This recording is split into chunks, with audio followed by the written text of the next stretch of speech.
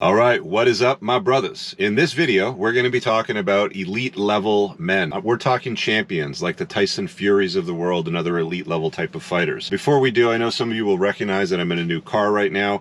This is my new daily driver. I'll let you guys chop it up in the comments and you tell me what you think it is and I will let you guys know then. So I've been watching this Netflix series about Tyson Fury, which is a 3-part series right now. And I can't help but to think about this the last couple of days a lot. I also have noticed recently with this upcoming fight between Dillon, Danis and Logan Paul and whatever, whoever else is on the card. But it's mainly this fighting back and forth between Danis and Paul. And it's mostly because, well, essentially Logan Paul is apparently marrying a village bicycle. And I'll explain that in a moment. And I'm also watching this Netflix series with Tyson Fury, who happens to be heavyweight world champion, undefeated apparently. His little brother is also an undefeated champion as well in his own realm. And I noticed certain behaviors and decisions that happen over and over again, and I think it's worth having a conversation about. So let me just play this little clip here for you. It's only a few seconds long to sort of frame the Tyson Fury bit. However, I learned a long time ago, if you want a happy life and a happy relationship or a marriage, just agree with the missus. And if you don't, you want a tortured one, don't agree. All right, so that sounds an awful lot like happy wife, happy life. And that doesn't really work out. Bending the knee in a relationship to your significant other, your wife, your girlfriend, whatever that happens to be, rarely pays dividends down the road. In fact, it usually comes back to bite guys in the ass. The entire process of betatization through 1,000 concessions is real. I'll get into that a little bit.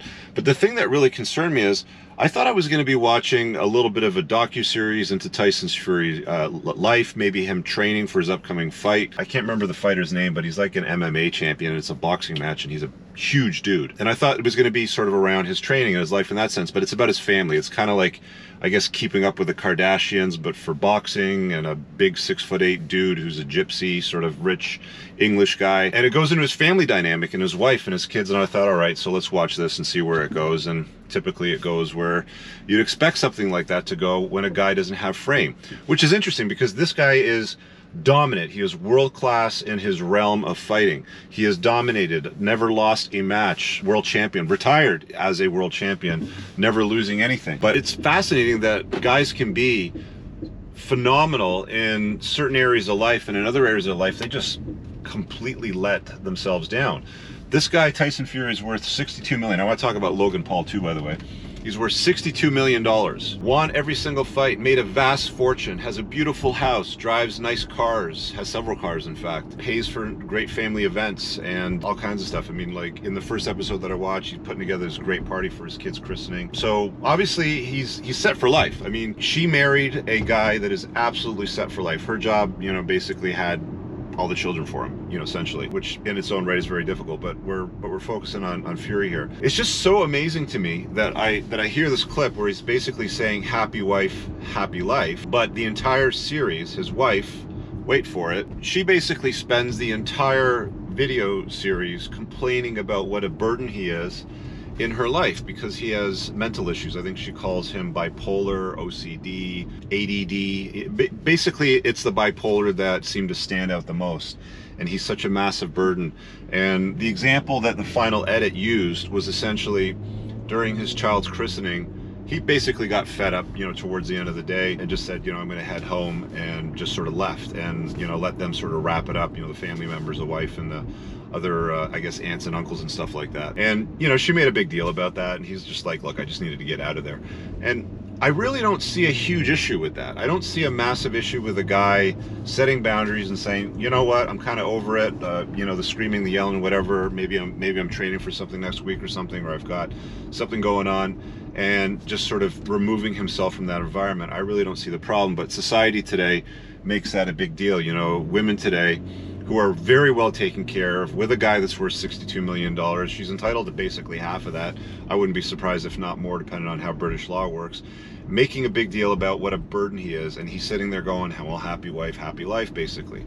So that's one example. The other one that I wanted to talk about with this Logan Paul thing with Dillon Danis, because, if there's anything that we can learn from this, and if you don't know what's going on there, essentially Logan Paul, who's just some YouTube personality, kid show sort of guy from Vine, that moved into combat sports, and you know, good for him. Like, I have respect for any guy that puts his chin on the line. I really do. You know, I got into boxing about 3.5, 4 years ago. I had my first match earlier this year.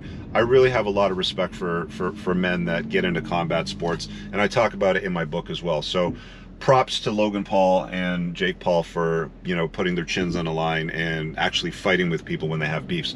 But as you do when you have beef, you know, you have a presser and you have things that lead up to the presser.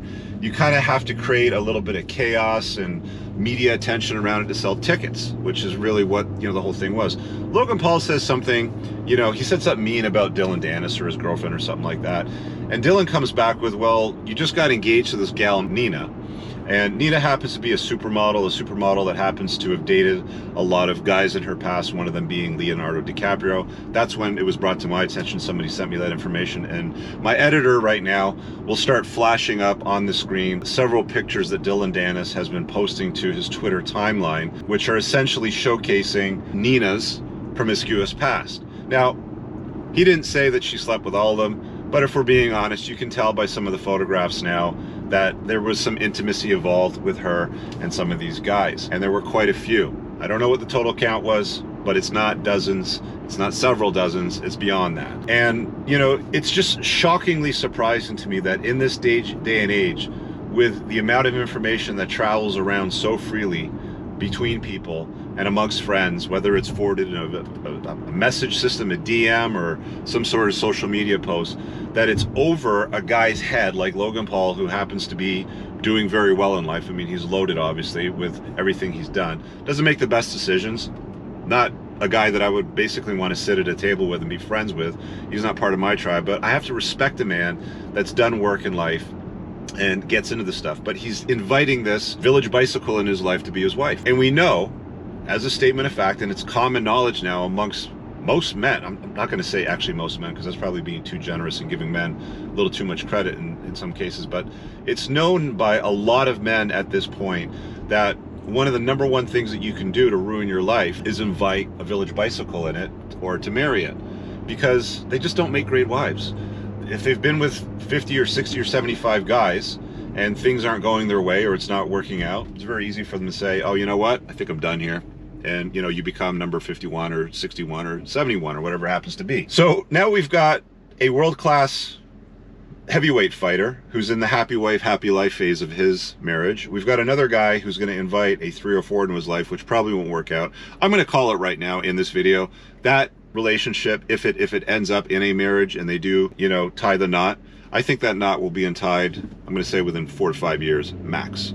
Just because she's not an ideal spouse. She really isn't. She's a clout chasing 3 or 4. There's no doubt about it. You can tell about her dating past and her dating history. She's just really not wife stock. She's not the kind of woman that you'd want to put babies in. And I think most guys would know that and agree with me. And then we've got betatization through 1,000 concessions, which I mentioned earlier on. Now, Tyson Fury doesn't take shit. He's a gypsy. If you guys don't know much about gypsies, I think probably a good movie to watch, which isn't a documentary, but it gives you some frame on, you know, the lifestyles. Probably Snatch. It's a Guy Ritchie movie. It's one of my favorites. And in that movie, Brad Pitt happens to play the boxer, because gypsies are known for, you know, basically moving around, some crime stuff, and fighting, obviously bare knuckle fighting and stuff like that.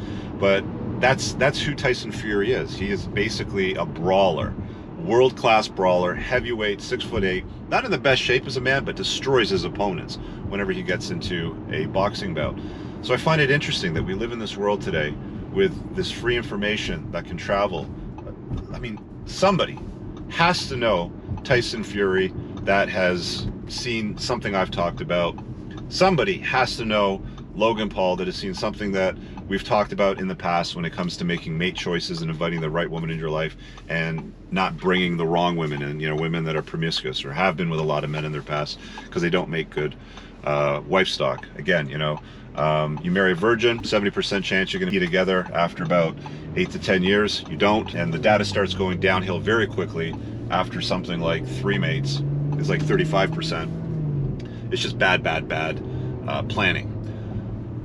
What do we do about this? Well, like I said, guys, there's got to be somebody out there that knows these truths and can share it with these guys and have the conversation.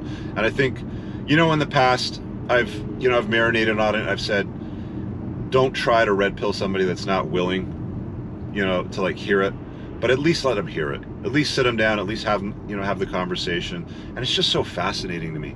I mean, you guys tell me what you think in the comments. It's just so fascinating to me that you can crush it in so many other areas of your life, but then expose yourself to misery or be in a miserable relationship. And I'm not saying Fury's miserable, but you can tell that he's, you know, he's had a smile on his face in other areas, and in a lot of the video edits, and you know, they obviously try to make it look good for him. My understanding is he doesn't want to do future seasons, even though they've offered him loads and loads of money. There's been some pressers where he's not that keen on continuing. But it's like, dude, man, happy wife, happy life, really? No. The king is the head of the household. That's, you know, your house is your castle. You know, it's guys like this that have like man caves and brag about, I got a man cave and look at my man cave car collection or my man cave baseball card collection or whatever, you know, your thing happens to be. A man's entire home is his cave. You guys tell me what you think and why you think stuff like this is happening. I know it's a function of cultural programming and environmental pressures, Hollywood, media, religion, everything that, you know, comes at us. It's, you know, so many guys, happy wife, happy life. Okay, dork, how's that working out for you? You know, your wife is disparaging you on a public television show, talking about what a burden you are when you're worth $62 million and you can literally beat the shit out of anybody that goes in a ring up against you, but you're a burden. Just find it so fascinating that this is where we're at today, and this is the showcases that we take a look at on television. Comment down below, leave a like, and pin to the top comment a bunch of useful stuff, things I'm obviously affiliated with and that I recommend, like my book, my supplement line, and my community.